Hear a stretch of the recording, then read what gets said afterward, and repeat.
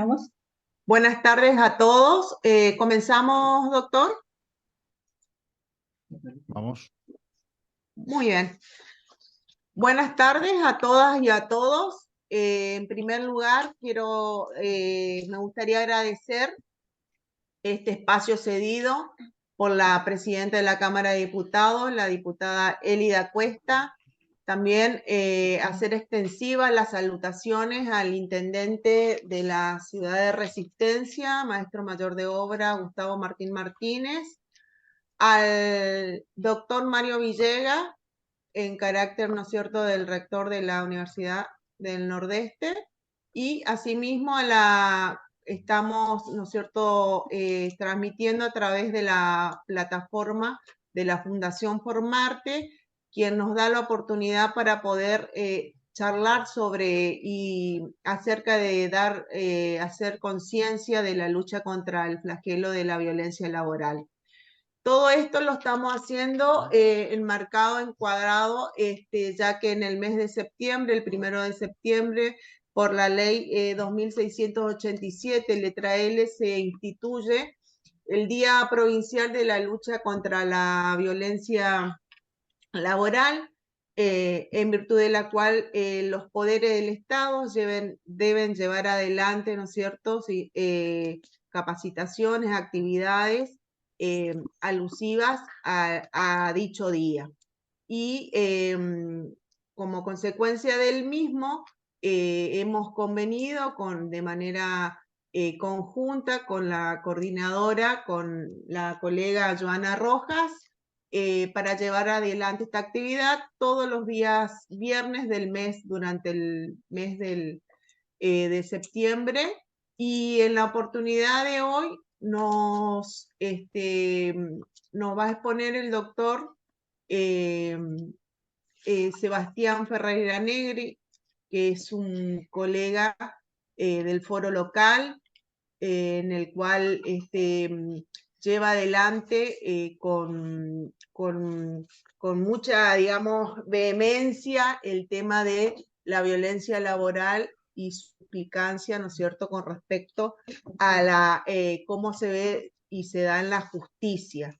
Te agradezco mucho, Sebastián, la predisposición, y para nosotros es un gusto realmente tenerte hoy como exponente. Bueno, y los profesionales también que me acompañan forman parte del equipo interdisciplinario de acá del Poder Legislativo de la provincia del Chaco. Ahora le cedo la palabra a Joana para dar inicio, ¿no es cierto?, sin más trámites a la exponencia. Bueno, muy buenas tardes a todos. Simplemente adhiero a todo lo que Patri manifestó.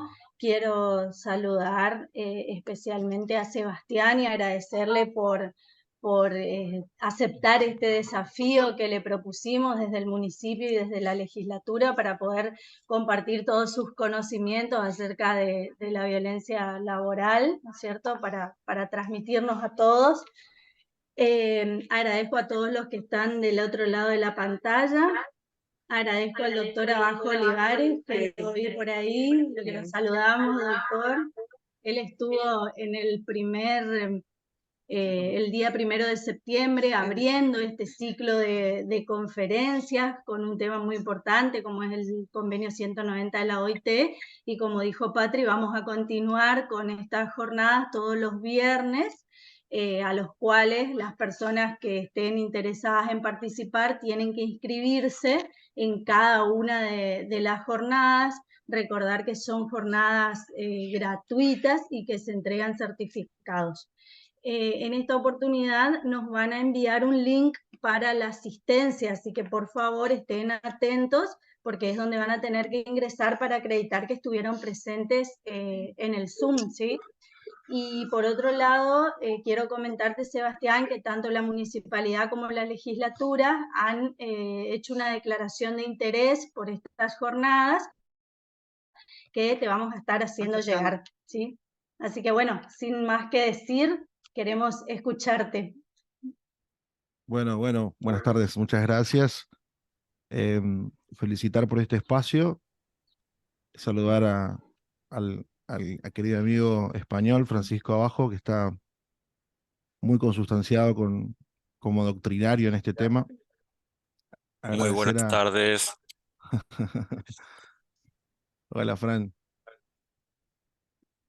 Agradecer desde luego a Joana, a la doctora Joana, a la doctora Patricia, a todo ese equipo de personas que están sensibilizados con un tema que es endémico. La Argentina tiene una endemia social con la violencia laboral. La decisión por la cual decidí ser abogado la tomé a los 12 años, cuando mi propia madre fue víctima de violencia laboral en una empresa del Estado. Pasaron 30 años, no solo que no se morigeró la cosa, sino que se ha profundizado a niveles alarmantes. La tasa de enfermedades derivadas de la violencia laboral que tiene el empleo público chaqueño y el empleo privado creció de manera exponencial. Nunca se abordó como política de Estado en ningún gobierno provincial la temática de las consecuencias que genera la violencia laboral en el sistema de salud. Eh, y por lo tanto, cuando no se enfoca de esa manera holística a un problema que es desde un todo, muchas veces las respuestas son reduccionistas, ¿no? Ni hablar con la prevención, que es un desafío prácticamente parece inalcanzable, ¿no? Entonces, mi labor como abogado laboralista y defensor de personas que trabajan en ambientes violentos ha sido la de encarar básicamente una tarea judicial. Es decir, llevar a tribunales a a los acosadores, a los violentos, a todas esas personas que tienen un perfil absolutamente psicopático, no tienen ningún interés en modificarlo, porque estamos frente a perfiles de personas violentas que no se trata de un mal día, no se trata de un mal carácter, se trata de una filosofía de vida. Ellos son así y por lo tanto los remedios que ofrece la normativa argentina son extremos, porque los casos son extremos. Es decir, de hecho, por eso está prohibida la mediación en materia de violencia laboral, porque eh, son temas a los cuales nadie puede estar en el medio.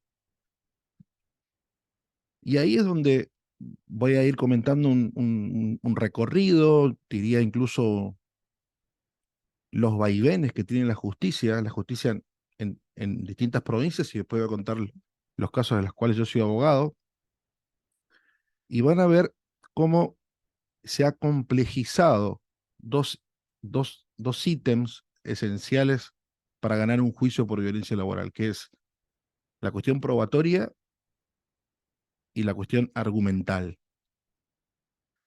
Yo estoy cansado de recibir todas las semanas consultas de colegas, perdón, de víctimas de violencia laboral, que colegas que dicen ser abogados laboralistas lo encararon desde lo que nosotros llamamos el derecho laboral de folclore, como si fuera un caso de despido más o un caso de infracción o incumplimiento contractual más. La violencia laboral requiere analizarlo en esa perspectiva y aclarar que la mayoría, yo tuve un solo caso, o sea, el 99% de los casos, las víctimas son mujeres. Entonces, inexorablemente lo tenés que enfocar desde una perspectiva de género. Bueno, pero eso hay un déficit estructural en la abogacía. Y eso hace que muchas veces los casos que tengamos que defender tengan ya un abordaje genérico, estandarizado, cuando la temática de violencia laboral requiere la especificidad y esa perspectiva que acabo de referir.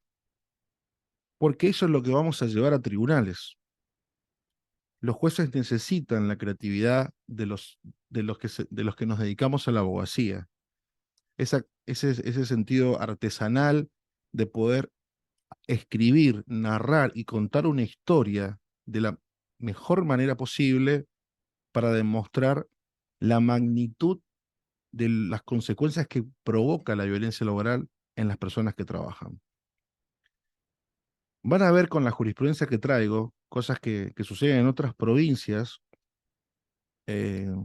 Vamos a ver mucho de empleo público con ese componente corrompido, obviamente en una estructura patriarcal y machista.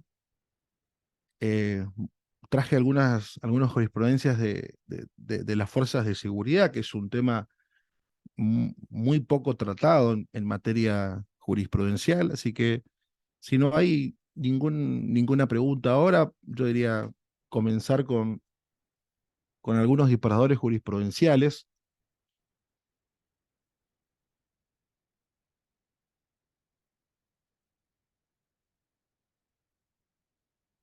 Vamos a ver el primer caso.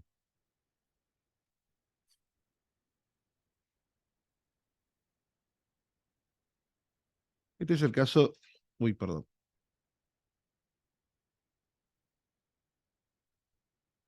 FPG con FMG versus sobre violencia de género. Esto ocurrió en la provincia de Neuquén, un fallo nuevo, este es un fallo de este año. En el marco de este resolutorio, dice la Cámara, corresponde no solo mantener la medida cautelar, sino exhortar al Ejército Argentino, Grupo de Artillería 16 Zapala, que se realicen jornadas de capacitación y sensibilización sobre la violencia laboral y de género en el marco del convenio 190 de la OIT sobre violencia o acoso laboral. Está la 206, que es la recomendación, la Ley de Protección Integral de la Mujer, que es la 27485, y la ley local de Neuquén, que es la 2786, en las cuales deberán participar todos los integrantes de dicho organismo. Este es un caso, yo diría, que sintetiza la realidad del empleo público en todo el país. El empleo público tiene una particularidad que, a diferencia del privado, el empleo público está captado por el poder político.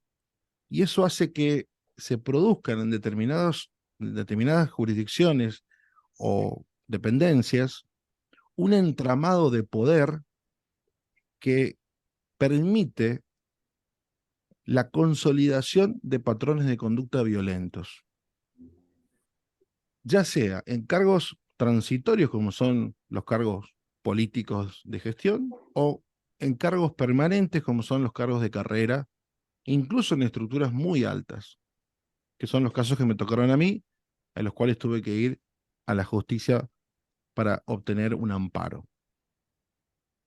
Pero, ¿por qué me centro en esta cuestión de la implicancia de este fallo que le ordena a una capacitación? Porque las soluciones ni siquiera alcanzan con el caso concreto. La justicia empezó a ver que más allá de la condena, de la reparación económica o de una solución en el caso, se necesitan de otras herramientas que pueden, por supuesto, ser por la vía de la recomendación o de la orden, pero que en definitiva tenemos que empezar a tener una mirada transversal, todos los poderes del Estado, incluida la justicia. Estamos hablando del ejército, ¿no? Una institución casi intocable. Ni les voy a decir lo que sucede con Gendarmería Nacional, ni les voy a decir lo que sucede con jueces federales que no se le animan a la Gendarmería Nacional, con decisiones arbitrarias en las cuales ordenan traslados, represalias a aquellos que ejercieron un simple derecho de petición de llevarlos del norte argentino a la Patagonia. Eso está inserto en la estructura del poder del empleo público y ni que hablar en las fuerzas de seguridad. Vamos con otro caso. Vaca María Laura con Sadoc Cohen sobre despido, Cámara Nacional del Trabajo, la Sala Sexta, una sentencia del 17 de mayo. Cabe señalar que tampoco se acreditó, esto es interesantísimo, este fallo, porque este fallo habla de la orfandad probatoria, un tema súper delicado cuando tenemos que abordar desde la perspectiva de violencia laboral.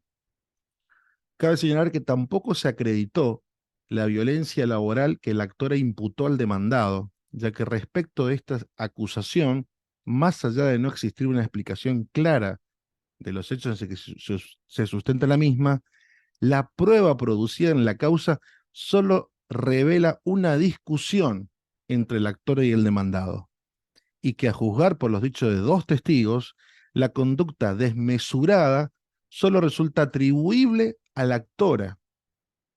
Se confirma entonces la sentencia con la cual pierde la trabajadora la sentencia de grado en cuanto consideró que era injustificado o desproporcionado el despido indirecto que había resuelto la trabajadora. Violencia laboral tiene una característica que es: el primer filtro somos los abogados, somos los que de algún modo decidimos la calidad y el caudal probatorio. Esa prueba es en definitiva lo que va a acreditar el contexto tremendamente complejo que es argumentar y narrar hechos de violencia. Digo ese caudal probatorio porque no alcanza con un hecho debidamente circunstanciado si no logramos probar un aspecto sistemático de violencia. Sin perjuicio de que un acto de violencia es intolerable, no necesita la repetición, pero estamos hablando exclusivamente de prueba. Y cuando hablamos de prueba, hay que reunir todos los antecedentes posibles para el supuesto de que si se trata efectivamente de un solo hecho grave de violencia laboral, los antecedentes al menos demuestren, ya sea de manera directa o por indicios, que estamos frente al perfil de un sujeto acosante, que se despachó, por así decirlo, y perdón el término coloquial, con un hecho grave, pero que hay un contexto y antecedentes que lo colocan en el perfil de una persona violenta. Ni hablar, por supuesto, si son actos de tracto sucesivo, consecutivos, si son más que un hecho de violencia. Eso, desde luego que si podemos probar, es un golazo. Pero muchas veces ocurre que las víctimas de violencia laboral activan su mecanismo de defensa con un solo hecho, en general por la gravedad de este.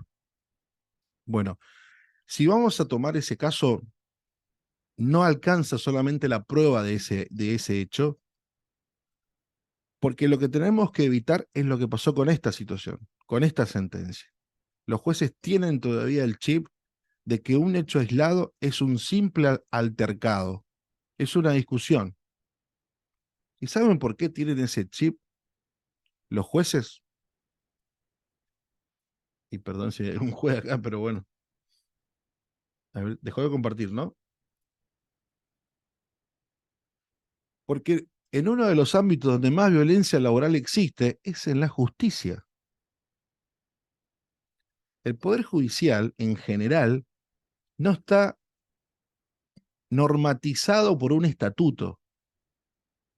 Los poderes judiciales de la Argentina tienen reglamentos internos, que es como que una empresa se base en el reglamento interno dictado por el propio empleador y deroguemos la ley de contrato de trabajo. Los empleados judiciales y los empleados legislativos, en la mayoría de las provincias, no tienen estatuto.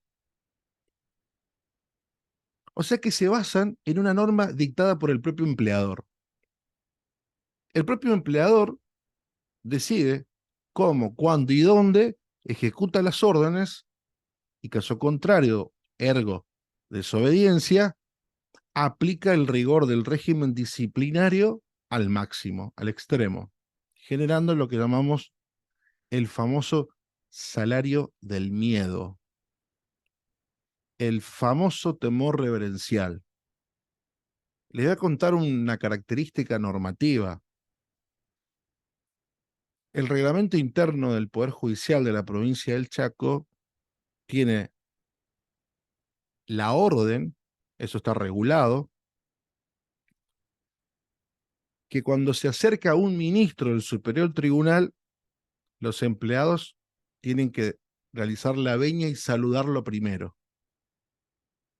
Si se produce lo contrario, pueden ser despedidos por esa causa. No estamos en 1950, estamos en 2023. Esa norma existe.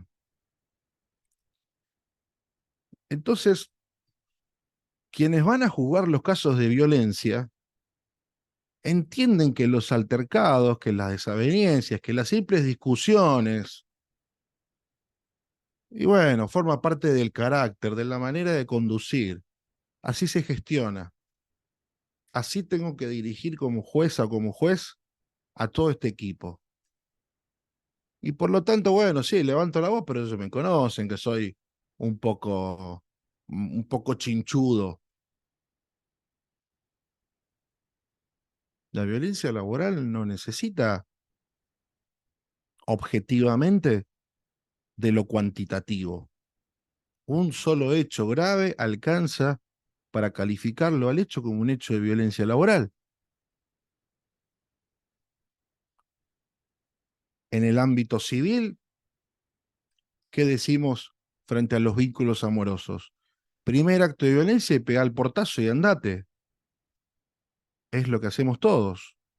Bueno, en el derecho laboral, si lo querés hacer, tenés que primero llamar al abogado y preguntarle, che, yo quiero pegar el portazo, pero desde el punto de vista probatorio, ¿cómo voy a estar para no tener esa sentencia de Córdoba? Para que la justicia, en primera instancia y en cámara, me diga, mirá, está flojo el caso. Me alcanzaste a probar que tuvieron una discusión fuerte, pero eso no es violencia. Y por lo tanto te consideraste despedida de manera desproporcionada. O sea, es importante entender cómo el sistema está chipeado, porque a partir de eso sabemos el perfil de quienes nos van a juzgar también. Y sabemos que está perfectamente aceptado en los en los poderes legislativos y en los poderes judiciales que como no hay estatuto y las normas son tremendamente endebles, el maltrato no sea calificado tanto como un hecho de violencia. De hecho, en una sentencia que fui a Cámara y logré revocar, primera instancia dijo que no estaba aprobado el hostigamiento, pero que sí estaba aprobado el maltrato. Bueno, si es maltrato y hostigamiento, el hostigamiento lo consideraban como esa situación sistematizada, ¿no? Es decir, varios actos de maltrato. Una sentencia de hace unos meses antes de la pandemia, del 2020. Bueno, esta sentencia que acabo de mostrar de Córdoba tiene 3 meses. O sea, la situación judicial en torno a el caudal y la calidad probatoria sigue lo mismo que hace 20 o 30 años. El onus probandi, es decir, la carga de la prueba, se encuentra a cargo de la parte actora, es decir, de quien inicia el juicio en cualquiera sea de los andariveles procesales. Demanda contenciosa, acción de amparo o demanda sumaria por despido. Es decir, ya sea el fuero administrativo, el fuero constitucional o el fuero laboral.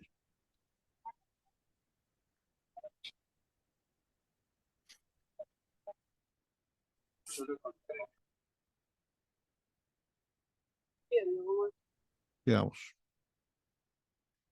González Julieta con La Rioja Telecomunicaciones o reclamo indemnizatorio de despido. Esta sentencia está muy buena porque se aplicó una sanción procesal y económica a los letrados de la parte demandada. Eh, hubo por momentos también habla de una estafa procesal. Vamos a ver los términos que utiliza.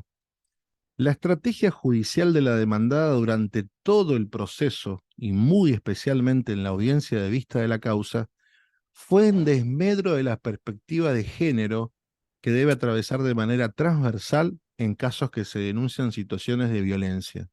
Así, la accionada pretendió colocar a la actora como una denunciadora serial. Dos de los denunciados prestaron testimonios en la causa, pero lo más grave es que se pretendió, desde los alegatos y direccionando las testimoniales con preguntas tendenciosas, decir que la actora fue pareja de estos testigos y del denunciado. En este último caso, destacando que es lo que se decía en la empresa. Es decir, básicamente lo que dice es desnostar un proceso de desacreditación y desnostar a la mujer trabajadora que estaba denunciando y reclamando un hecho de violencia laboral, estigmatizándola. A mí me pasó en un caso eso, que el colega de la demandada, un alto funcionario municipal de una de las municipalidades, presentó capturas, supuestas capturas de chat de la aplicación WhatsApp,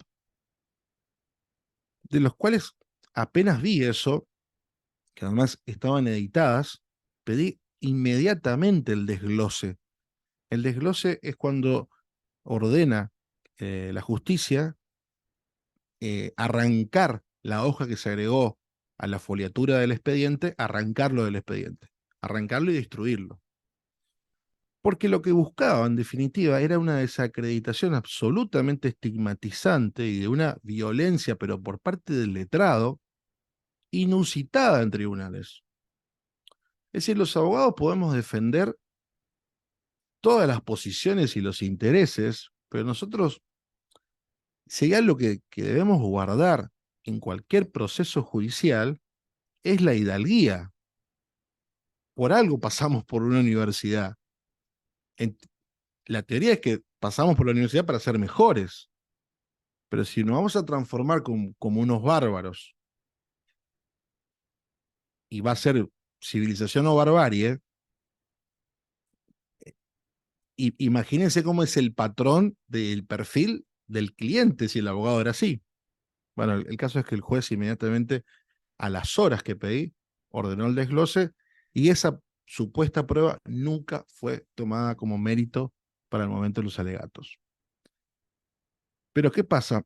Todo eso indica que cuando uno está gestionando un expediente en perspectiva de género y los casos de violencia laboral, todo el tiempo tenés que estar auditando qué es lo que va sucediendo. Porque nunca se sabe en materia de violencia laboral de dónde puede venir el puñal. Por lo que expliqué al principio, hay un entramado y un tejido de poder tan corrompido en el sector privado, en el sector público, que nunca se sabe qué puede pasar en cada expediente.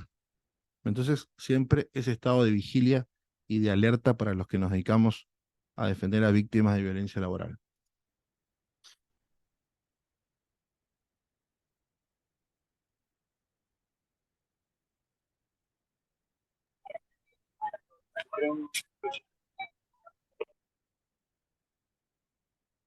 Bueno, no, este es un caso de violencia de género para exclusivamente en materia de familia. Tiene algo de laboral, lo vamos a dejar para el final para no extendernos. Voy a comentar ahora casos que tengo en el estudio. El primer caso de violencia laboral en la provincia del Chaco lo llevé junto a mis socios. Un caso que terminó resolviendo la cuestión.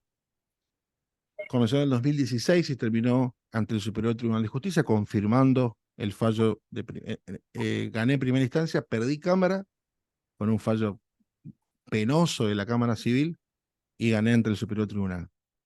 El caso es M con CB, con B en realidad, sobre medida cautelar. Fíjense lo que ordena el juez, porque en la demanda yo explico dos cosas. Explico y las logro probar a las dos cosas. Digo esto porque nosotros los abogados tenemos un déficit que es el tiempo. Entonces, a veces perdemos la cuota de artesanía y nos tienta el copiar y pegar, pero lo peor que nos puede pasar es que nos transformemos en productores de monografías, hacer súper escritos sin pruebas. Si ya dejamos la universidad, somos abogados, entonces tenemos que escribir, narrar, contar de manera clara y sencilla y precisa, y eso tiene que estar respaldado por pruebas. Bueno, yo logro probar el contexto de violencia interna. Uf, esperen porque se activó ahí un audio y me rompió el oído. Interna y externa. Esto es un caso que sucedió en Resistencia en la caja municipal. Interna y externa. Entonces le digo al juez, mire, no puede ser que siempre tengamos que hacer que las víctimas presenten un certificado médico y la víctima se tenga que alejar del victimario, porque a ella le encanta ir a trabajar. Ella no tiene un problema en el trabajo, no tiene un problema con su familia, no tiene un problema con su pareja o con un amigo. Ella tiene un problema con un solo loco, con un pedazo de bosta de persona que le quiere joder la vida y lo hace en el ámbito del trabajo. Pero entonces tenemos que lograr separar al victimario, no a la víctima. 2016, hablar de estos temas, 2016 era prácticamente como hablar hoy de la inteligencia artificial. Me hace lugar el juez y ordena las dos cosas. La separación del cargo al victimario, es decir, al acosante, la prohibición de acercamiento a 400 metros de donde ella se mueva y que ella pueda ir normalmente a trabajar con, incluso con consigna policial si fuera necesario. Bueno, yo me voy al juzgado, era, insisto, en los primeros casos,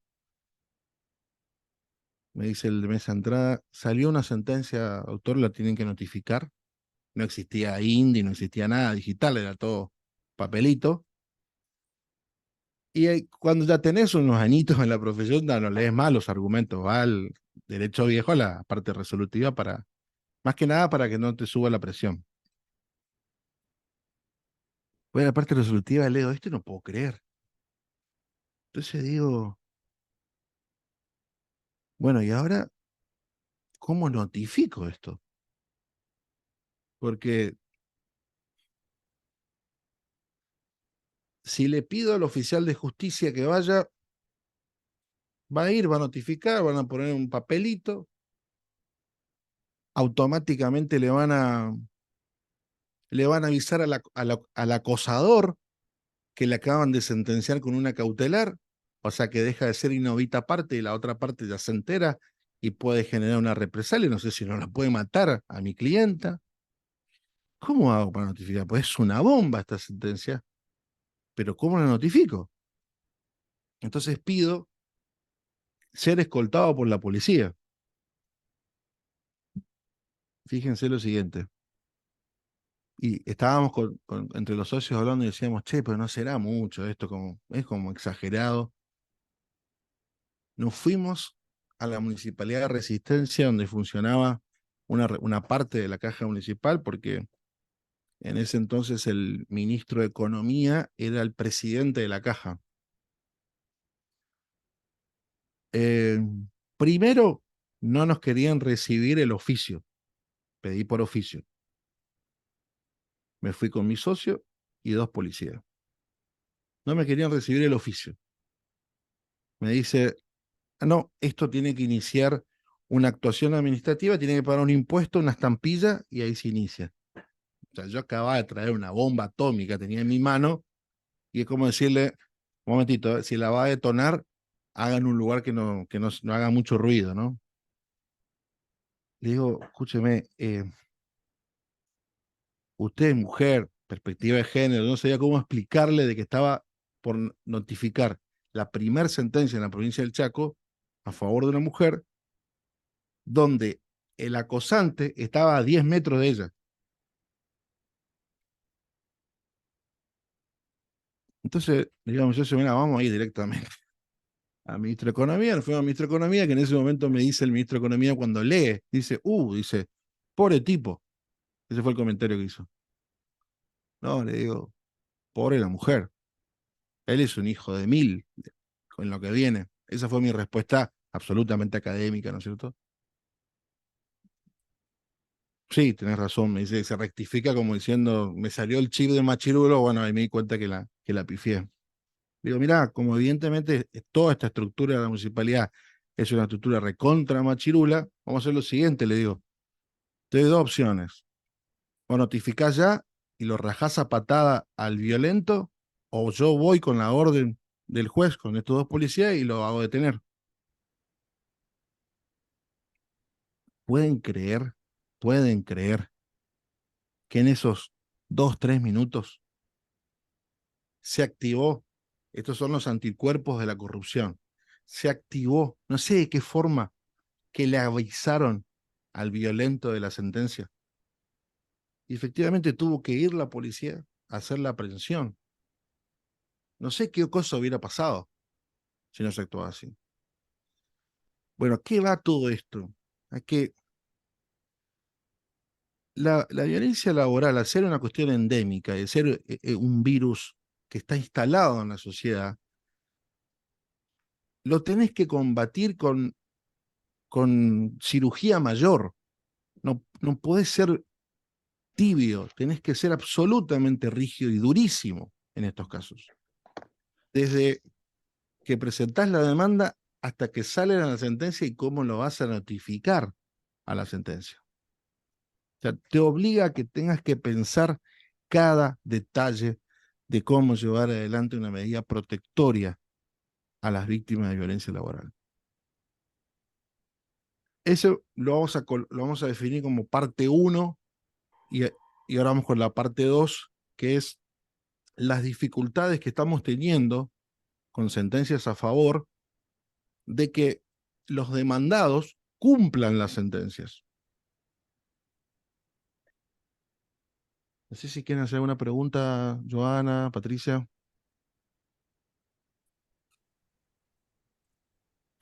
No, no, se entiende hasta acá, se retorna nuestro audio. Bueno, sigo. De todas formas, si me hacen por chat también puedo evacuar ahí.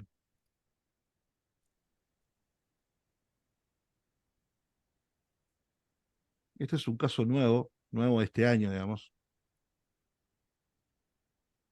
Este es un caso que lo metí unos días después de la feria judicial, o sea, fue esto es de febrero. Es el caso C con Ministerio de Educación, Asociación A, sobre medida cautelar. ¿Qué pasa en este caso? En este caso, una de las cosas que le planteo a la justicia es que estoy frente a un caso de violencia laboral porque mi clienta había sido despedida de su cargo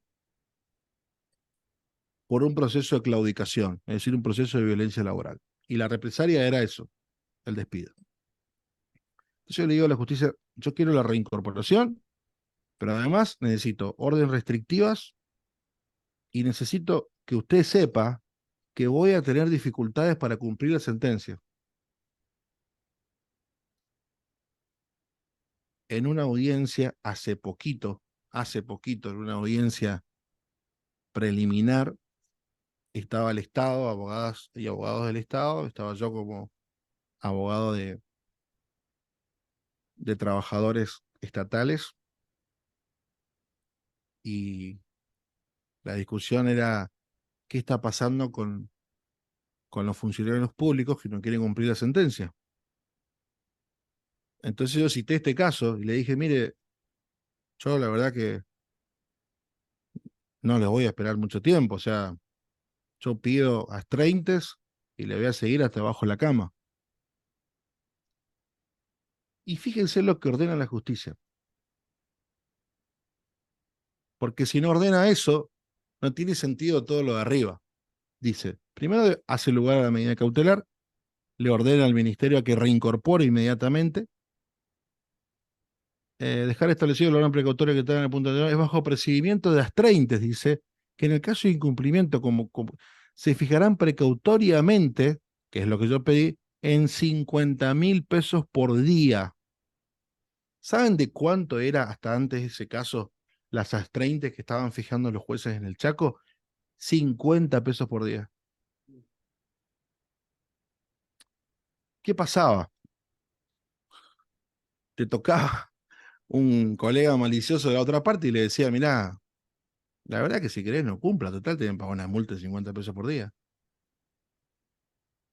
Y encima, la multa de 50 pesos por día era el Tesoro Provincial, no era el sueldo del funcionario.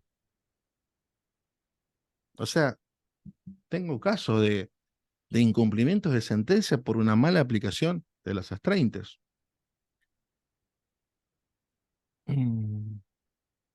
¿Saben cuándo cumplieron la sentencia? Un mes después.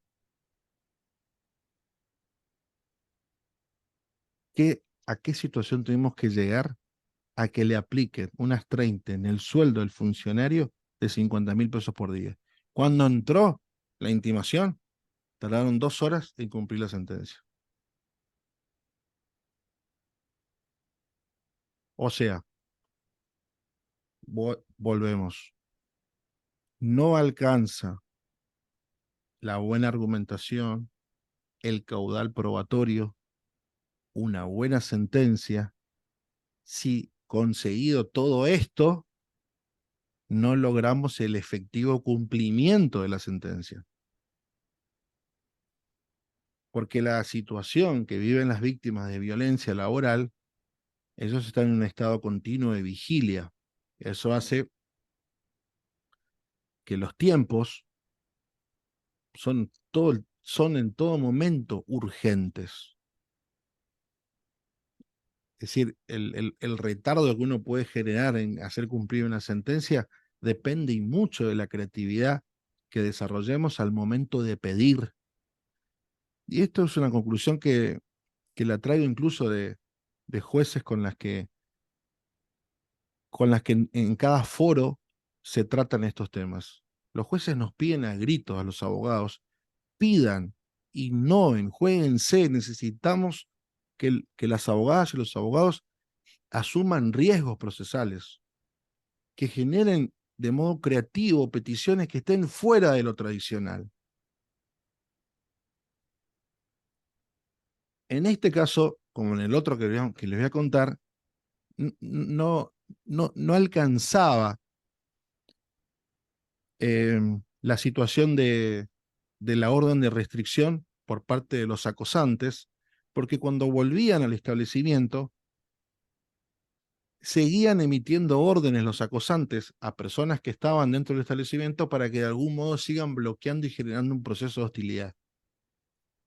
Entonces, de vuelta a la creatividad, se pide, bueno, vamos a cambiar la modalidad de trabajo, hagamos teletrabajo. Y eso se ordena en una medida de mejor proveer. Fíjense lo interesante de esta medida de mejor proveer.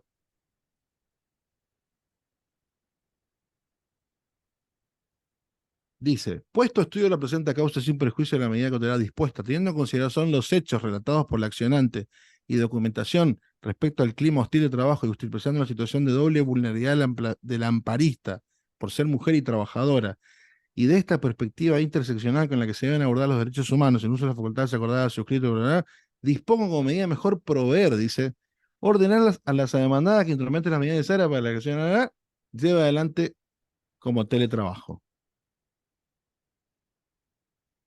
O sea,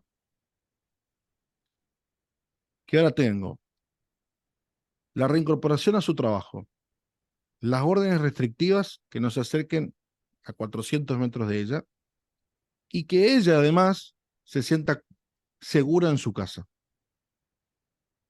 Es decir, todos los niveles de protección puestos al extremo. Lo mismo pasa con el caso el caso G de con Ministerio de Educación, es un caso más nuevo que el caso C que acabo de mencionar. La misma medida se tomó, una medida parecida, digamos, como medida mejor proveer se agrega también la del teletrabajo. O sea que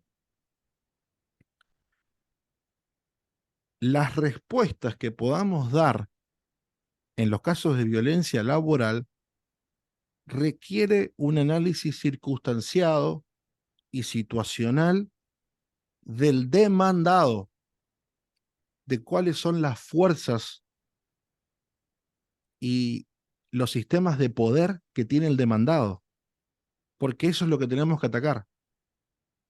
De lo contrario, por más derechos que logremos desarrollar, legislar, instrumentar, si no generamos garantías, por eso yo creo que el principal desafío en materia de violencia laboral ya no son los derechos, sino las garantías para poder ejercer estos derechos. Si no diseñamos y somos ingeniosos en las garantías, ni siquiera vamos a poder cumplir las sentencias. A ese extremo está la cosa. Ni que hablar lo que le debe costar a las oficinas de violencia laboral que en todo momento tienen poca prueba, los testigos son renuentes a declarar, presiones funcionales del poder. Si yo le estoy contando que desde la imparcialidad de la justicia sucede todo esto, que me cuesta meses hacer cumplir una sentencia, eso demuestra de algún modo lo endémico del problema. Está lamentablemente incorporado la cuestión de la violencia laboral e institucional en el ADN del argentino. Es global, lo sé. El año pasado que di 2 charlas en Roma y en Pavía, en cualquier universidad que hablas de estos temas es generalizado. Pero en Argentina, en la proporcionalidad y en la tasa de habitantes que tenemos con la tasa de personas fallecidas y enfermas, es absolutamente exponencial el crecimiento. Bueno, me ponga... Seba, sí. Hacemos una intervención. Nosotros... Ahí se escucha, porque retumba. Nosotros desde la Oficina de Violencia Laboral, tanto de la legislatura como del municipio, estamos con muchos problemas para que se cumplan con los dictámenes que se emiten, porque nuestros dictámenes no son vinculantes. Claro. Entonces dependemos, ¿no es cierto?, de lo que disponga la autoridad máxima de cada poder. Y bueno, ahí lo que podría andar muy bien es en que, como ustedes hacen un trabajo de conocimiento muy valioso y de prueba, que ese dictamen sirva como prueba instrumental para incorporar en casos en los cuales los clientes estén con cierta orfandad probatoria. O sea, hacer el laburo administrativo primero, y si no resulta, servirse de ese dictamen, que es la consecuencia de un proceso de investigación y de protección a la víctima, para ir a la parte judicial ya con se basa ese expediente, no tengo dudas que cualquier juez te va a dar al toque una medida cautelar. Claro, hay un gran trabajo de un equipo técnico especializado en estas cuestiones de violencia laboral, y es un muy buen Exacto. antecedente para que inicien, ¿no es cierto?, los expedientes en la justicia, pero digo, Exacto. ¿no?, el retraso que trae a la solución, porque mientras tanto muchas veces la víctima sigue conviviendo en su espacio de trabajo con su victimario y es un gran problema, y máxime cuando son personal jerárquico, que Sí. por ahí nosotros tomamos medidas preventivas para que no se los mantenga en el mismo espacio físico, que se le dé diferentes tareas o que no tengan el mismo horario, y nos encontramos con el problema que se le mueve a la víctima, porque Sí. el victimario es jerárquico, por ejemplo. Sí, sí, sí. Y habría que pensar en sistemas de garantías. Se me ocurre alguna cuestión, obviamente que no solo porque ya en el dictamen está la instrucción de un sumario y no solo las medidas cautelares de separación transitoria o de suspensión, sino analizar algún grado de multa económica al funcionario que incumpla con el dictamen. Pero hasta que no lo transformase en vinculante el dictamen, creo que Sí, esa es de la madre. hecho, disculpa, de hecho venimos trabajando, oportunamente nos hemos juntado con la coordinadora también de violencia laboral y para ver, porque por ahí existen algunas lagunas, ¿viste? Y es mucho el trabajo que se lleva adelante y no se materializa nuestro dictamen. Sí, Más allá que sirve como prueba instrumental, como de hecho vos lo habías indicado, ¿viste? sí, sí. Y no hay novedades de la posibilidad de que se transforme, porque hay que reformar la ley, de que el dictamen sea vinculante. Claro, hay que modificar la ley. Sí.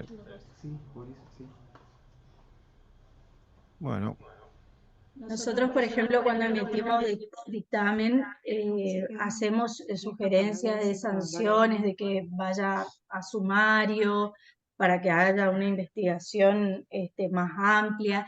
Y lo que estamos implementando ahora es también, ya que por resolución salió de que todas las capacitaciones que se solicitan por dictamen sean obligatorias, si claro, no queda en el legajo del empleado municipal. claro.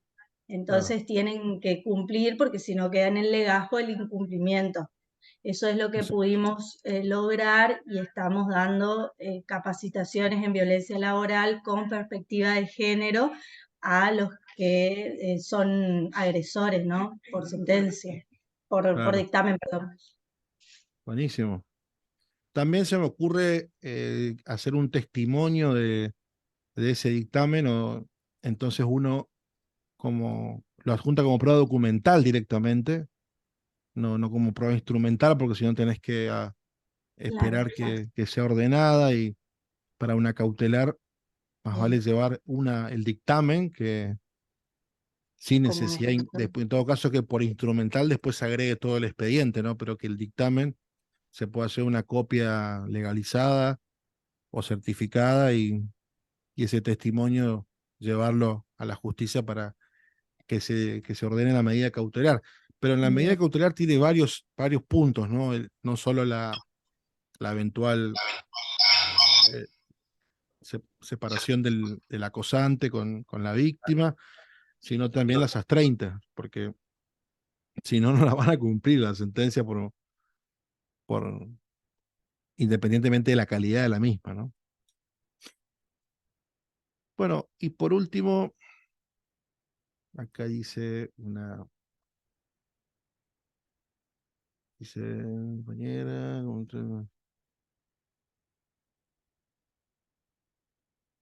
bueno, está contando un caso, digamos. Sí, los casos esos son violencia laboral, no hay duda, totalmente, sí. Sí, Maxi creo que se llama. Por último, les voy a contar un caso nuevito de hace un día, la sentencia, ayer fue. Se trata de un caso de discriminación laboral, con lo que implícitamente está la violencia institucional. En este caso de las comunidades ancestrales, son dos casos, un docente del Espinillo y una docente de Juan José Castelli, que se presentaron a concursar para ascender como al cargo de directores, y en los dos lugares donde fueron a realizar la inscripción, que son las juntas, en los dos casos, perdón, le dijeron que no se podían inscribir, que le rechazaban la inscripción porque eran docentes indígenas y para ello no estaba habilitada el concurso. Bueno, ¿qué más decir que eso es claramente una violencia étnica, una violencia institucional a todas luces, y desplegada además por, por estructuras que están dentro de un ministerio que se llama Ministerio de Educación y Cultura, ¿no? O sea, no funcionó ni con educación ni con cultura en ese caso. Los dos docentes, imagínense, ¿no? Cansados, hartos ya de la constante estigmatización étnica, cansados ahora, en este caso, de la humillación, de ser discriminados solamente ellos dos, cuando hicieron la fila con el resto de los colegas al momento de presentar los papeles y recibir la notificación, pues fue ahí en el acto. Imagínense, ¿no? Estar alrededor de 40, 50 colegas, a los cuales le inscribió normalmente, y a ellos le dicen, no, bueno, porque sos docente indígena.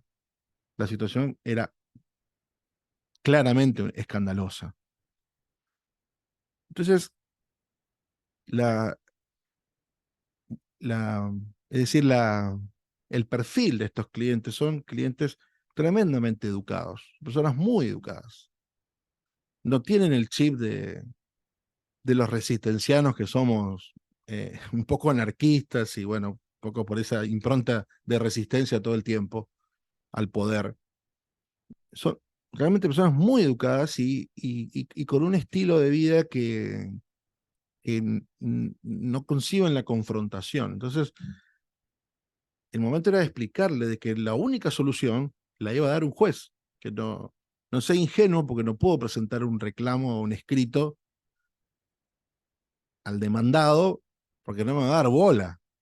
Si se animó, si se le animó a no incluirlo y encima después la Junta de Clasificación le dice en la cara y le escribe, mira, no te voy a incluir porque vos no estás incluido dentro de la convocatoria, claramente me lo iban a rechazar. Entonces dijimos, con el equipo de abogadas que trabajamos en equipo, dijimos, no, esto hay que judicializar, es amparo cautelar, y tomamos una decisión muy, muy osada, que es, vamos a presentar el amparo directamente al Superior Tribunal de Justicia. Salteamos primera instancia, salteamos cámara, fuimos directo al superior. ¿Por qué motivo? Primero porque es tremendamente grave el caso. Es un caso de violencia laboral, de discriminación racial, inédito.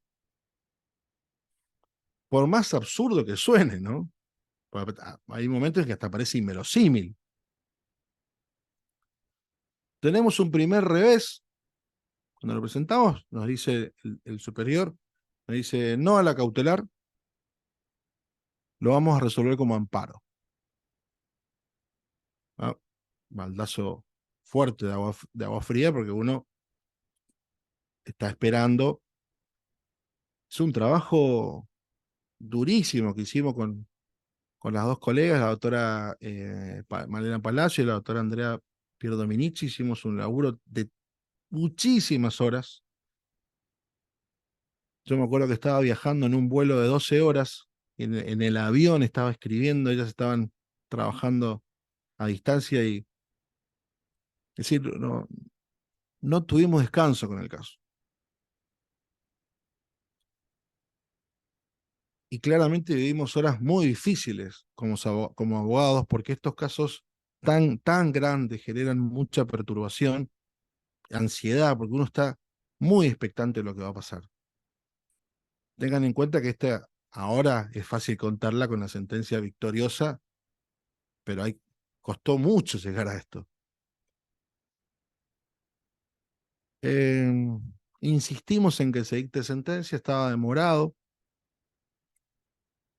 Se le corre traslado, porque entonces si iban a hacer amparo, se le corre traslado al demandado y el demandado arbitra, y ahí sí que eso fue claramente un error del Superior Tribunal, arbitra toda la maquinaria para presionar al cliente. Y lo presionaron al punto tal que lo llamaron por teléfono para decirle que desista de la acción. Con toda valentía no lo hizo. Contesta, y uno de los dictámenes que contestan dice: el concurso perfectamente lo permitía a esta persona. La persona no reunía otro requisito y por eso se lo excluyó. Y de última, le dice a la justicia el dictamen, el informe del ministerio le dice: y de última, es un concurso de 2.500 docentes, nos vamos a suspender por un docente indígena. Así contesta el informe. Yo creo que en ese momento el Poder Judicial, cuando leyó eso, dijo: bueno, no, esto está todo dicho, digamos, esto es una... Lo agrega Fiscalía de Estado, esa prueba. Pide un segundo informe el superior, no sé por qué, porque a mí ya estaba recontra claro. Agarran un segundo informe, encuentran boludeces, se agrega. Llega el momento del dictamen. Ustedes saben que los casos en el Superior Tribunal de Justicia tienen un proceso previo, un trámite previo, perdón, que es el dictamen del Procurador General de la provincia, que es el jefe de los fiscales. No lo hace Canteros, lo hace en carácter adjunto el doctor Fontaine. Un dictamen tremendo, tremendo. No solo que replica varios de los puntos que presentamos en el escrito postulatorio, sino que los mejora. Son de esas intervenciones judiciales que vos decís, bueno, claramente que vale la pena pagar este sueldo, porque hacen un trabajo de docencia a conciencia, analizando el caso y la complejidad, y se nota la dedicación. Una dedicación intelectual increíble. Les digo más, mejoró el trabajo que hicimos nosotros. Voy a leer algunas de las cosas que dice el dictamen. Es un tema muy extenso, ¿no? Voy a ser cortito porque si no vamos a estar hasta las 3 de la mañana.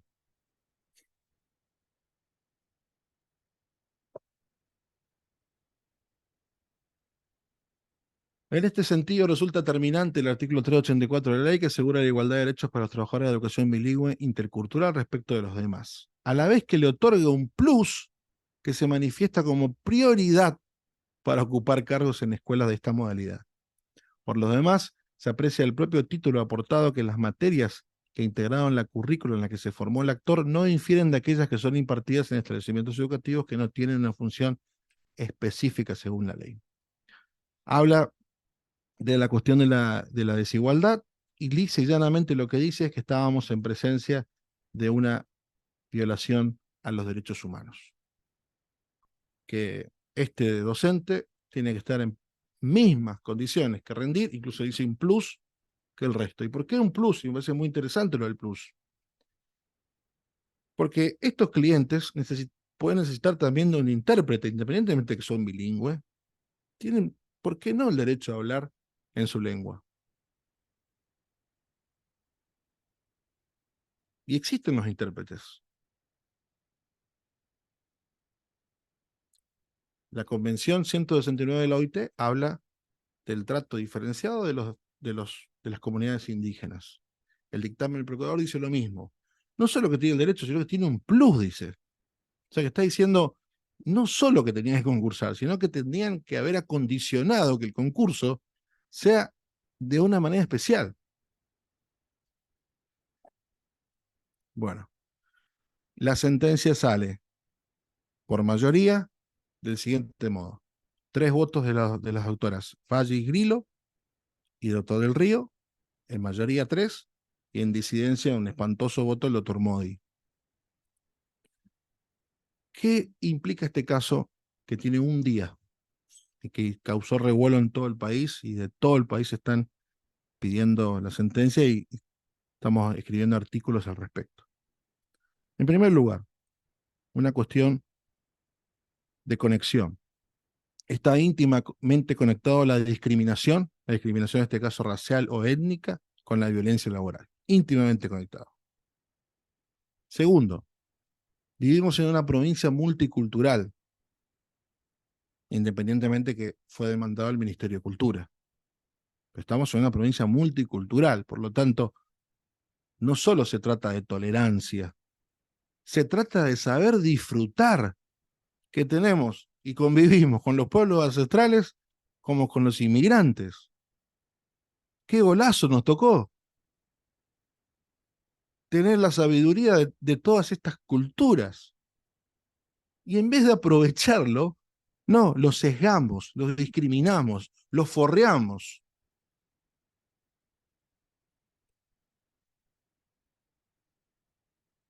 Y la tercera cuestión que queda como desafío es el siguiente. Esta es una sentencia definitiva porque es el amparo. No es una cautelar que está provisoria, que puede... Este es el amparo. Yo no tengo duda que Fiscalía de Estado, y lo firmo, y si llega a recurrir a la Corte de Fiscalía, me hace un bien, porque imagínense lo peor le puede ir todavía a la provincia si va a la Corte. Pero bueno, ojalá que apelen. Yo si estuviera en la Fiscalía diría, no, ¿sabes qué? La bomba esta, dejar nomás que explote acá, no vaya a ser que explote a nivel nacional. Este no es una sentencia que resuelve el caso Z. Esta es una sentencia que marca el sendero de la violencia laboral y la discriminación racial para todas las comunidades indígenas. ¿Por qué digo esto? Porque los trabajadores que estaban en condiciones de concursar son 66. Nosotros ganamos la sentencia de 2 clientes. O sea que quedan 64 trabajadores que todavía no están siendo convocados. ¿Qué imaginan ustedes que va a ser el demandado? ¿Va a resolver y dar cumplimiento a la sentencia de estos dos? Digo A y digo Z, son los dos casos del estudio. ¿O va a decir, después de esto, después de esta elección, mínimo resuelvo el problema de todos?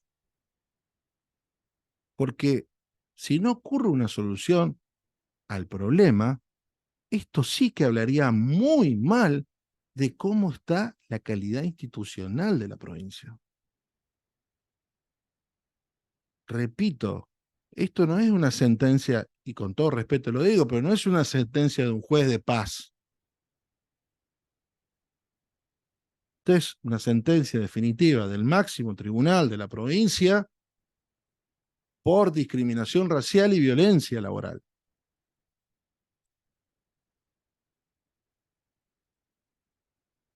Díganme ustedes qué solución tendría. Si alcanza con estos dos o hay que extender la solución. Por mi parte, muchas gracias y estoy abierto a sus intervenciones y también a sus experiencias. Gracias.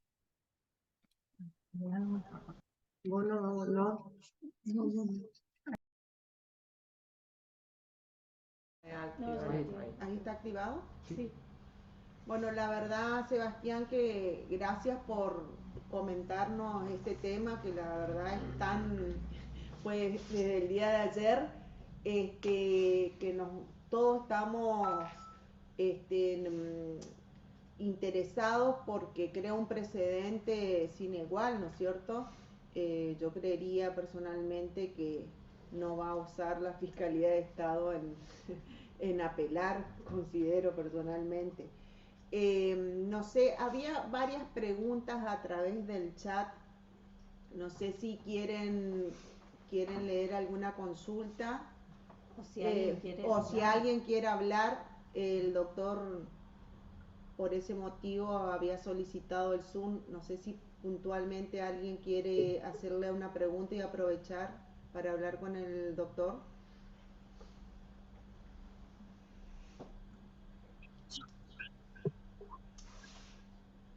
que se anime. Hay que animarse, hay que animarse. Hay que animarse. Sebas, mientras esperamos que algún valiente Bueno, se anime a hacerte una pregunta, sí, quiero consultarte sí.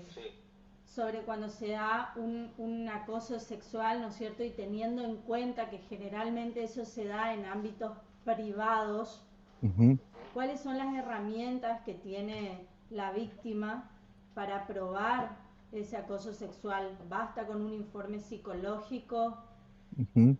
Sí, la prueba esencial va a ser la médica, ah, acá porque está generando eco por todos lados. Sí.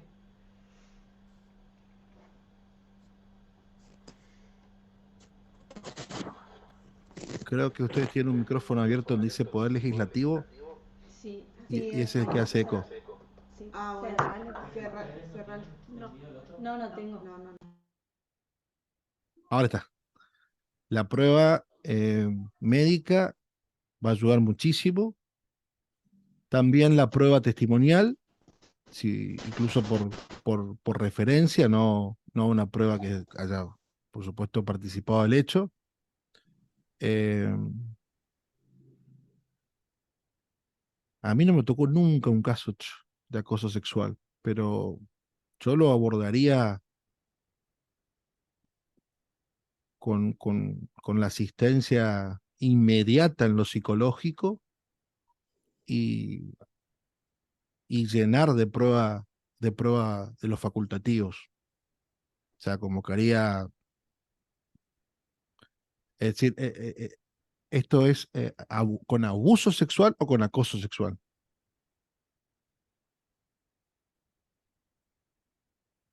No, yo digo por acoso sexual. Bueno, entonces psicológica. Sí, sí, inmediatamente una prueba de un especialista en psiquiatría, en psicología, y con eso me mandaría la cautelar. Uh-huh. Y te pregunto otra cuestión, ¿qué reflexión haces vos sobre esto que el convenio 190 habla de un solo acto o de repetidos actos para que Ujú. se configure el acto de violencia? Estaríamos Sí, hablando de moving si hay una repetición de conductas y de violencia laboral si hay una sola. ¿Cuál exacto. es el parámetro para medir la gravedad del hecho para que uno solo sea configurado una situación de violencia laboral? Sí, a mí me gusta sí, abierto el micrófono. No. A mí me gusta la estructura que ustedes armaron de definir a estos temas como violencia laboral, porque los otros son especies, ¿no? El mobbing, eh, incluso las consecuencias que pueden generar los procesos de claudicación, o sea, son especies y subespecies. Pero la violencia laboral en sentido amplio comienza de un acto o una multiplicidad.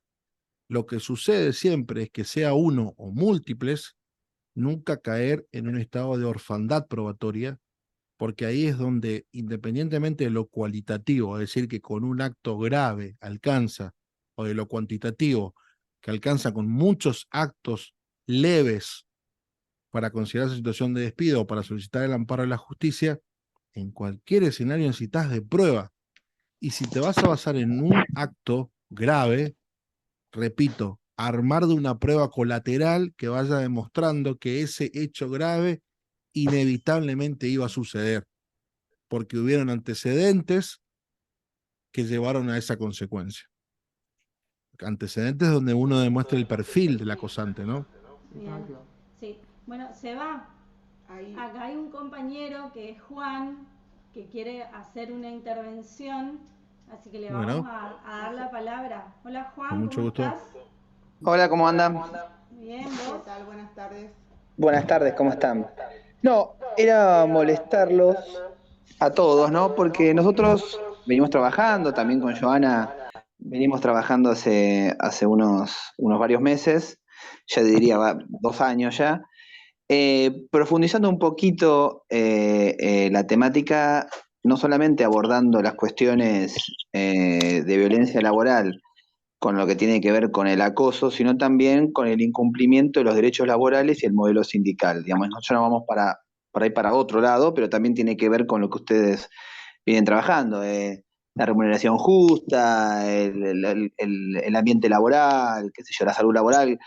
Hay cuestiones que nosotros creemos que hay que si no se cumplen también es violencia laboral y a veces tratamos de trabajar o ver con otros especialistas a ver si estamos en lo correcto, para dónde podemos ir. Bueno, y la pregunta es muy amplia, pero estaría bueno saber cuál es el pensamiento de esta situación del doctor que viene hablando sobre varias cuestiones y varias experiencias que estuvieron muy interesantes. ¿Cuál sería la pregunta? La pregunta es, ¿qué piensa exactamente usted? Y también abro la pregunta para los demás, pero ¿qué piensa exactamente usted de profundizar o ampliar también el tema de violencia laboral en lo que tiene que ver con los derechos laborales, que hablamos del decálogo de los derechos laborales y el modelo sindical, cuando no se cumplen los mismos, ¿no? Que nosotros venimos trabajando eso, pero bueno, a veces otra mirada nos viene bien para poder profundizar ese trabajo que venimos haciendo desde el Centro Internacional para la Promoción de Derechos Humanos con relación con UNESCO. Mi pregunta profundamente es saber qué piensa usted sobre eso específicamente, sobre el incumplimiento de los derechos laborales como casos de violencia laboral. Bueno, entendí la pregunta. Es decir, yo soy militante del 2000, de cuando tengo 28 años, de mis 28 años del trabajo decente, que eso Claro. forma parte del sistema renovado de derechos humanos que la Argentina lo reconoce expresamente en la ley 25877 del 2004. Lo mismo ocurre con el plan de acción de la cumbre iberoamericana en Mar del Plata del 2005, es decir, Argentina a través del trabajo decente sentó las bases del modelo humanista basado en los derechos humanos. Esto quiere decir que determinadas infracciones o incumplimientos pueden considerarse violaciones al trabajo decente y por lo tanto de los derechos humanos, pero no necesariamente son calificadas como actos de violencia laboral. Sí entiendo que puede haber una violencia laboral que arranca de lo simbólico, cuando se produce un sesgo discriminatorio respecto del varón con la mujer y viceversa, en materia remunerativa, de descansos, de jornada, de estímulos o premios, de concesiones o licencias. Entiendo que sí puede estar a partir de supuestas sutilezas, si uno logra demostrar a través de un bill comparativo que estamos frente a un sesgo discriminatorio, que se trata de violencia laboral, pero en sentido restrictivo el término de violencia laboral no encuadra, y permítame el ejemplo más coloquial, no encaja en todos los casos de incumplimiento. En cambio, hay incumplimientos que sí encuadran en violaciones a los derechos humanos. El trabajo no registrado no es un hecho de violencia laboral, pero es una violación a los derechos humanos porque no accede a determinadas cargas sociales. El supuesto de las jornadas extendidas sin límite constituye a todas luces un caso de violación a los derechos humanos. Se me ocurre también la falta de concesión de descansos con los descansos denominados anuales o las vacaciones, que se transforman en un elemento además, un factor de seguridad e higiene en el trabajo. Y eso está respaldado además por cierta jurisprudencia, lo mismo que con materia de despido, pero lo consideran derechos humanos, no lo consideran violencia laboral. Es como que la violencia laboral está muy encapsulada en procesos complejos de hostigamiento, de maltrato o... Perdón. Que se pueden dar en un acto o en actos seguidos y que tienen que ser calificados como tal. Yo me perfilo en esa línea, ¿no? Por una cuestión de prueba. Si a Claro. todos le decimos violencia y no podemos probarlo como tal, perdemos la etiqueta y la categoría de tal. Entonces, todo lo que decidimos no se cae. Entonces, es preferible a veces buscar una etiqueta un poco más genérica, como la violación a los derechos humanos, que considerarlo violencia laboral. Claro. Seba, o sea, de que no toda violación a los derechos humanos sería una cuestión de violencia laboral, pero sí Exacto. toda cuestión de violencia laboral es considerada una Una violación de los violación a los derechos derechos humanos. humanos, ¿sí? Sí, exacto. Hay dos compañeros más que están pidiendo Moto G. Muchas gracias, Bueno, no, por favor, a usted, muy amable. Y Lilian Lobey. Lilian Lobey, cualquiera que active el micrófono y pueda participar. Débora y Graciela Capa.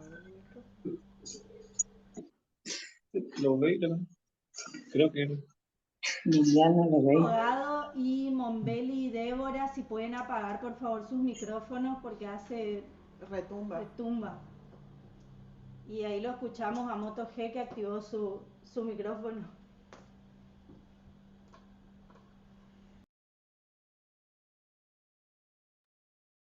Debe ser un robot a lo mejor.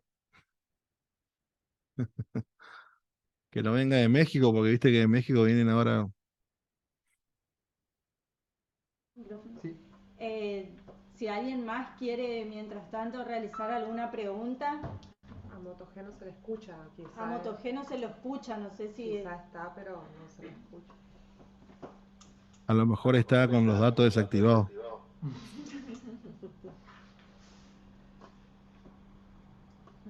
Otra Marina. Ahí está. Marina, ¿cómo estás? Hola, ¿cómo están? Bien, ¿vos? Hola, buenas tardes. Hola, hola. Tengo una situación específica con un caso que sucedió en una empresa donde al empleado, su jefe, su superior inmediato, solicita a las autoridades máximas se le otorgue la subrogancia a un cargo e inmediatamente un grupo de compañeras, todas mujeres, muy pocos varones, plantean por escrito y conjunta de firmas que se lo desvincule de la empresa. A todo esto se le notifica verbalmente al empleado inmediatamente a los poquitos días que lo iban a despedir sin causa, pero que por su buena conducta y su buen legajo, además, le iban a dar un 20% más como reconocimiento. Se niega el empleado y solicita, en todo caso, que sea afectado a otra repartición estatal. Se niega este pedido por parte de la empresa y se le hace firmar un acta bajo coacción, o sea, bajo amenaza de perder su trabajo, su única fuente laboral, un acta de afectación donde se le impone sí o sí que tiene que salir de la ciudad de resistencia. Entonces lo afectan a otra localidad. En este caso, con el contexto de haber sido pedido esto y haberle truncado el ascenso, la carrera administrativa, pregunto, ¿encuadra dentro de lo que es violencia laboral teniendo en cuenta el convenio 190? Sí, si está demostrado que la persona está siendo víctima de la destrucción de los canales de comunicación, de la separación con efecto represaria, y que su caso sea el símbolo de lo que no hay que hacer para el resto de sus compañeros, no tengo dudas que es un caso de violencia. Porque no solamente es un exceso de ius variandi. Yo no sé si es un caso, me dijiste, de repartición pública, ¿no? No privada.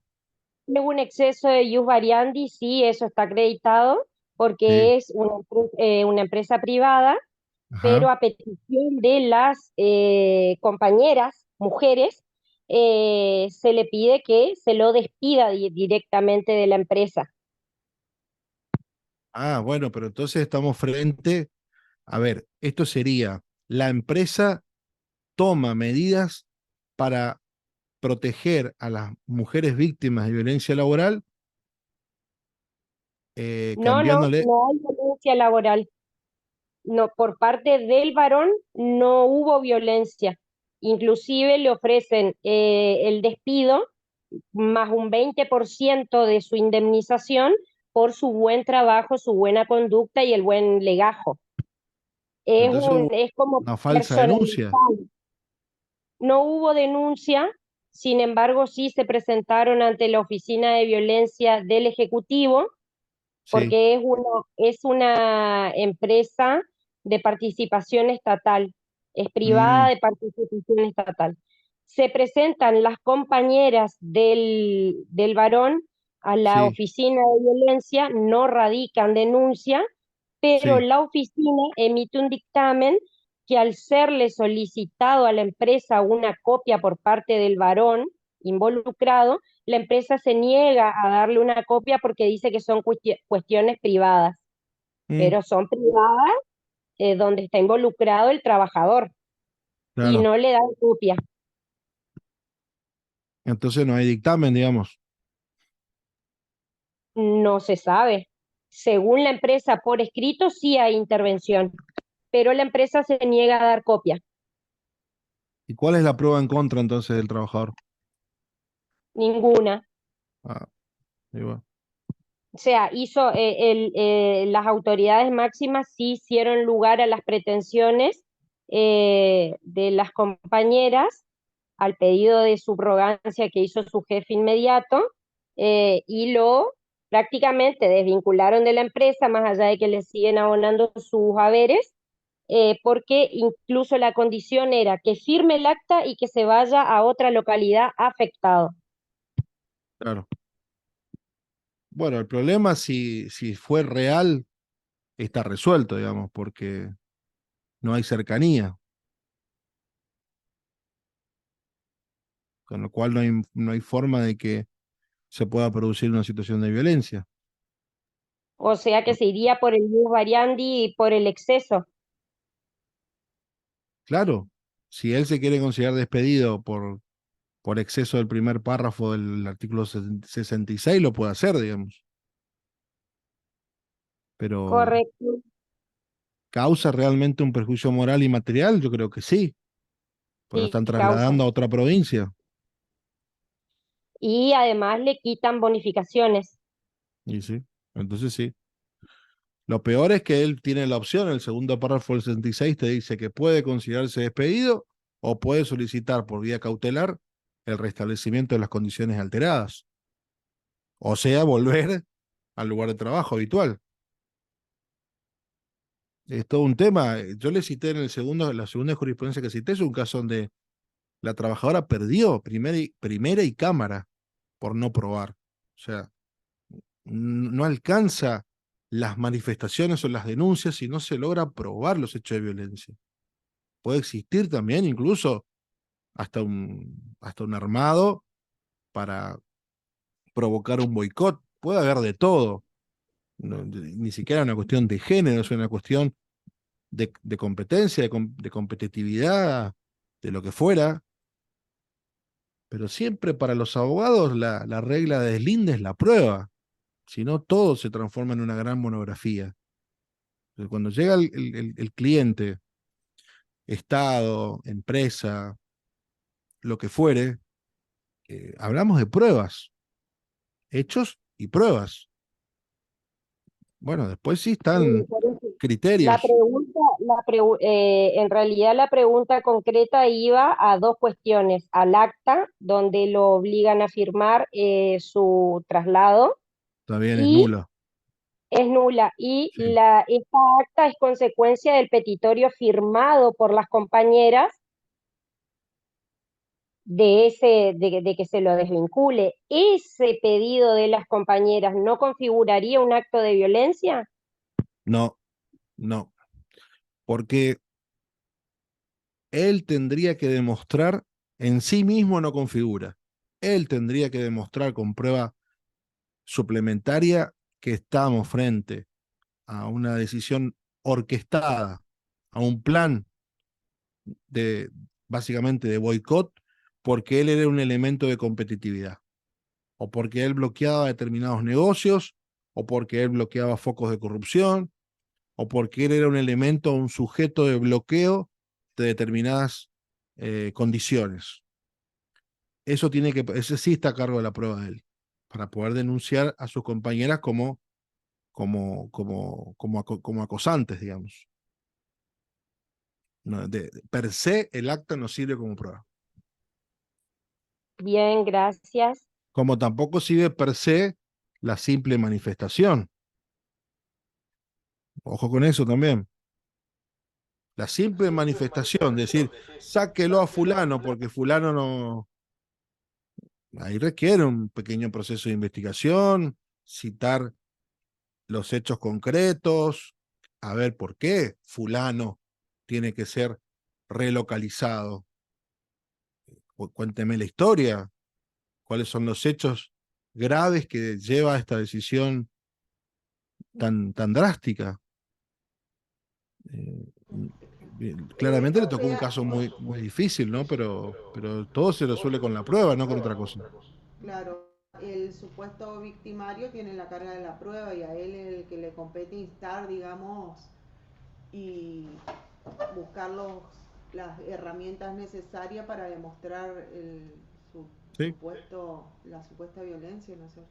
Ahora, yo tengo Totalmente, para que no es tan difícil tampoco, porque si Claro. estamos frente a una cuestión orquestada, hay manera, porque ¿cómo te enteraste que es orquestado? Porque alguien te lo contó, bueno, llamás como testigo, algún mensaje de texto tiene que haber. O sea, Doctor, y en este caso, el grupo, ¿qué papel juega en una situación de violencia laboral? Porque están siendo cómplices muchas veces o muchas veces participan activamente como grupo en una situación de violencia.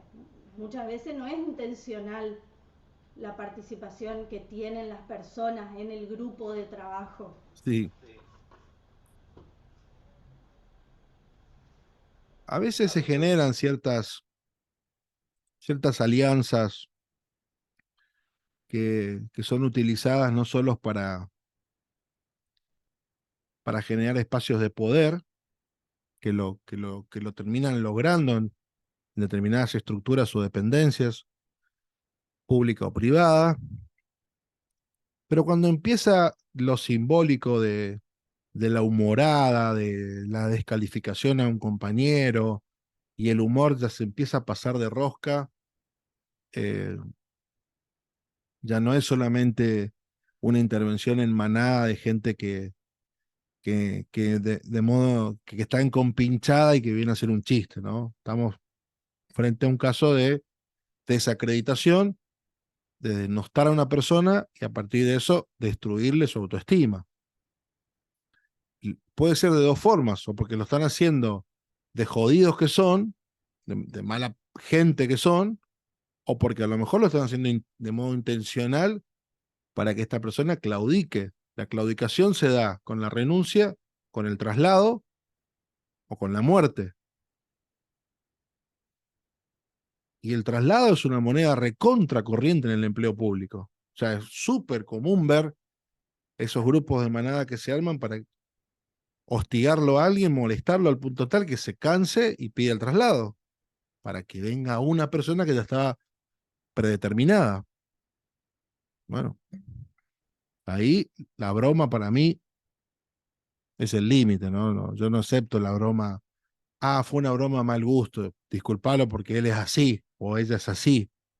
Ni, no me interesa cómo es, que sea así en su entorno. En el trabajo no se admite la broma pesada. A un cliente mío le decían tortuga, me acuerdo. Y bueno, se consideró despedido, era en un banco y después se llegó a un acuerdo porque el cliente necesitaba el acuerdo y efectivamente se trataba de un proceso que él estaba sufriendo un proceso depresivo a raíz de estas humoradas, ¿no?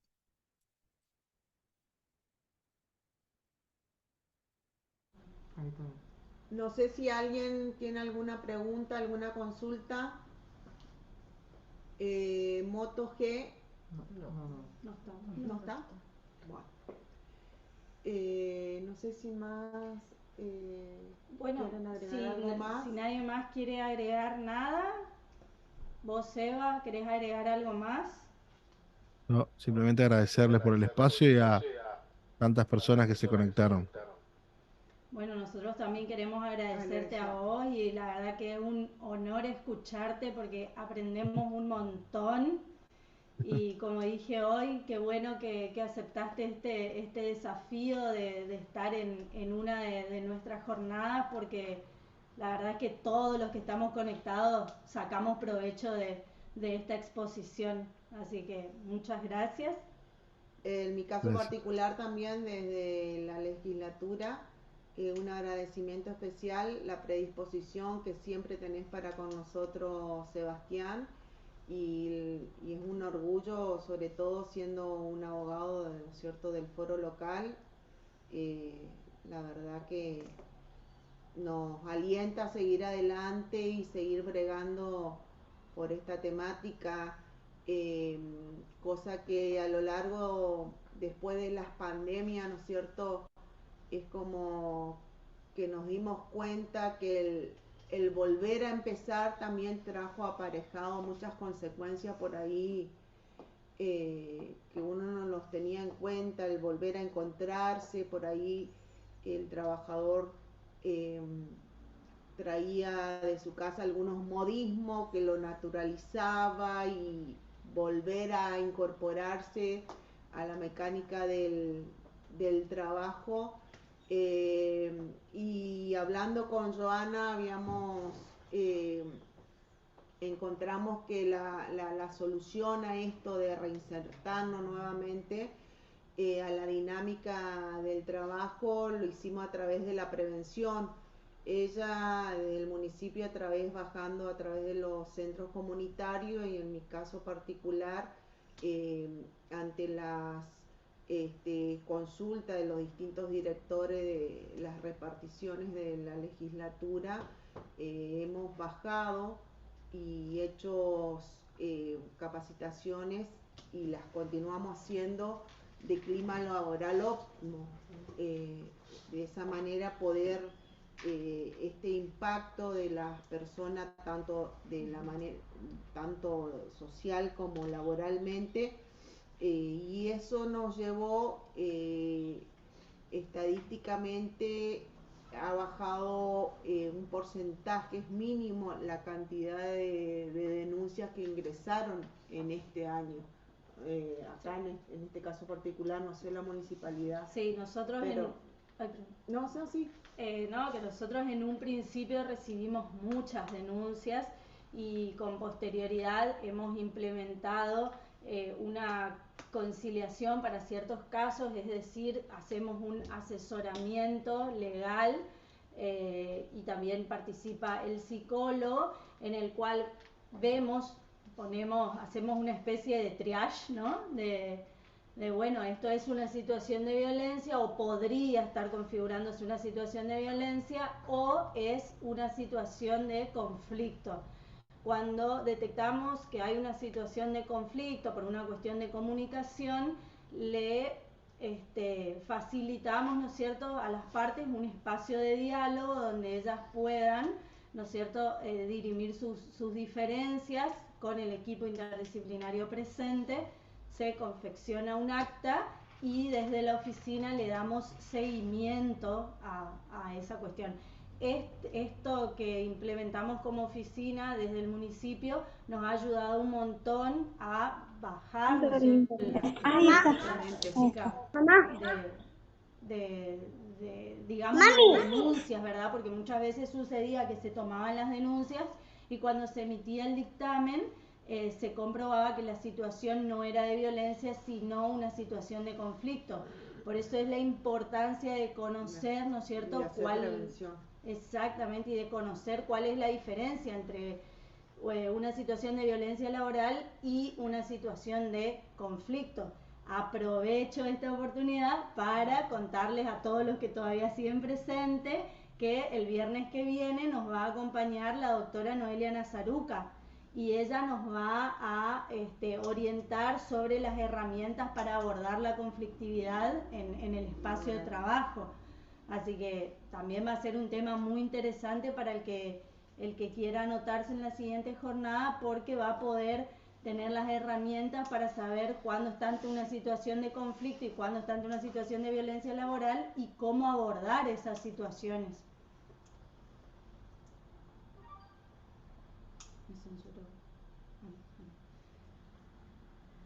Bueno, ese era nuestro aporte.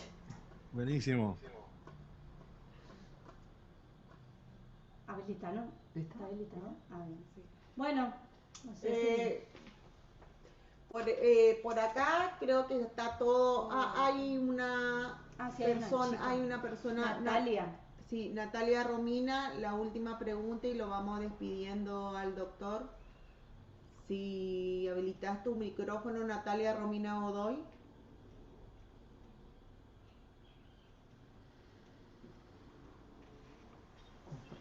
Hola, sí, buenas tardes. No sé si está habilitado, ¿me escuchan? Sí, Bueno, tuve una situación especial en mi trabajo porque lamentablemente tenemos una directora bastante cerrada. Yo salí de licencia el 8 de septiembre y obviamente el 11 de septiembre quiero elevar una nota de reclamo porque se me saca un día de la licencia de insalubridad debido a la mala forma y se me agrega un pero no de Se corta, se te corta, Nati. porque yo estoy de licencia y no me recibieron la nota, esa es la verdad. ¿Esto es correcto, ¿no? A mí se me cortó, no Hola. escuché nada yo. Creo que Cuando estamos, para ser más directo, si estamos de licencia, ¿se corta la relación laboral para presentar notas de reclamos? Claro, sí, licencia por enfermedad, ¿no es cierto? No, licencia por insalubridad, una licencia acá que tenemos los trabajadores, ¿no? De salud. Es una de las, o sea, el Ministerio de Salud Pública tiene tres, Sí. ¿Cuál? Que creo que es una semana, ¿o no? tres licencias. Sí, Tiene la licencia anual ordinaria, la de sí. invierno y la de... ¿Cómo? Durante ese periodo de licencia no podés ser requerida por ninguna causal, con lo cual no se te puede notificar de nada, porque estás dentro de un periodo de descanso. Pero yo para hacer reclamo de que me deben un día de esa planilla justo cuando decía, eso no, se puede negar a recibir mi nota. Porque vos estás de licencia. Claro. No, si la mesa de entrada funciona todo el año excepto la feria, las ferias, los recesos. Mientras suceda el receso administrativo, No, sí, no me obviamente. recibieron mi nota, tengo la nota. Y bueno, nada, y no importa, presentá con un telegrama o una carta de documento. En algún momento te van a recibir igual, supongo, una nota. Y si no, mandarla por correo electrónico y listo. Bueno, está. O sea que deben recibir Sí, es una mesa de entrada y salida. igual las notas, por más que estemos Por más que vos estés de licencia o estés viajando a la luna. Bueno, si nadie más tiene nada para preguntar, lo vamos a liberar al doctor. Gracias, buen fin de semana, un gusto. Gracias. Bueno, muchas gracias, Nos vemos. Sebastián. Nos vemos. Chao. Chao, Hasta luego. chao a todos.